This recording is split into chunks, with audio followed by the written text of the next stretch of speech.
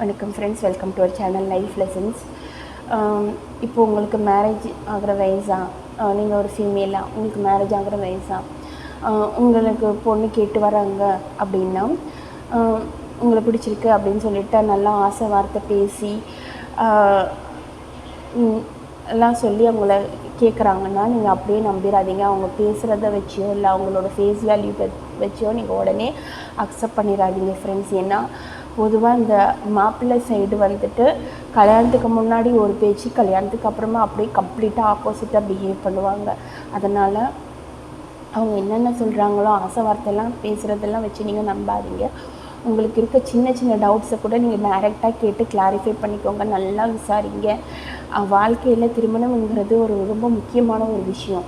அது நீங்கள் ஃபெயிலியராக போயிடுச்சுன்னா உங்களோட வாழ்க்கையே திசை மாறி போயிடும் ஃப்ரெண்ட்ஸ். அதனால் நீங்கள் எவ்வளோ வெயிட் பண்ணாலும் பரவாயில்ல, நல்லா விசாரித்து நல்ல குடும்பமாக உண்மையானவங்களா நேர்மையானவங்களா அப்படின்றத நல்லா விசாரிச்சுட்டு நீங்கள் அதுக்கப்புறமா அக்செப்ட் பண்ணிங்க ஃப்ரெண்ட்ஸ். நீங்கள் அவசரப்படுறாதீங்க.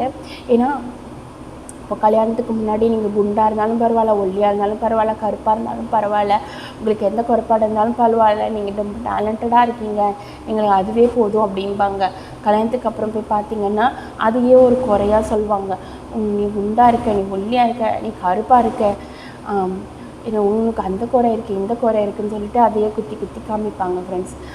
கல்யாணத்துக்கு முன்னாடி என்ன, பொண்ணு வேலைக்கு போகிறது வேலைக்கு போகாதது அதோட இஷ்டம், பொண்ணோட வருமானத்தை நாங்கள் எதிர்பார்க்கல, நாங்கள் ஃபினான்ஷியலாக இண்டிபெண்ட் அப்படின்னு சொல்லுவாங்க. கல்யாணத்துக்கு போய் அப்புறமா போய் பார்த்தீங்கன்னா உங்களோட சம்பாத்தியத்தை நம்பி தான் அந்த குடும்பமே ஓடும்.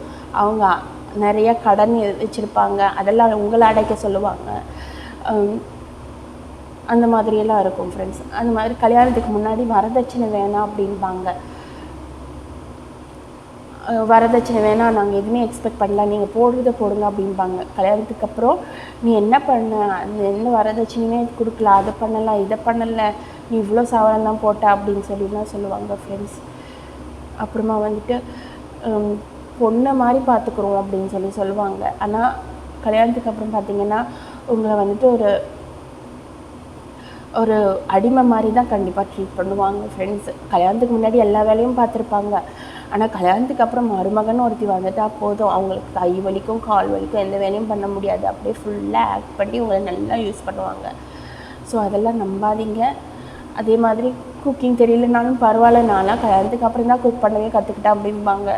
அப்புறமா கல்யாணத்துக்கு அப்புறம் போய் பார்த்திங்கன்னா உனக்கு குக்கிங் கூட தெரியல, அது தெரியல இது தெரியல அப்படின்னு சொல்லுவாங்க. ஸோ அதனால் அவங்க மாப்பிள்ளை சைடு வீட்டிலேருந்து என்ன பேசுகிறாங்களோ அதை அப்படியே நம்பி அப்படியே அக்செப்ட் பண்ணாதீங்க. நல்லா தீர விசாரிங்க ஃப்ரெண்ட்ஸ். வீடியோ பிடிச்சிருந்தா சப்போர்ட் பண்ணுங்கள். வீடியோ பார்த்ததுக்கு நன்றி.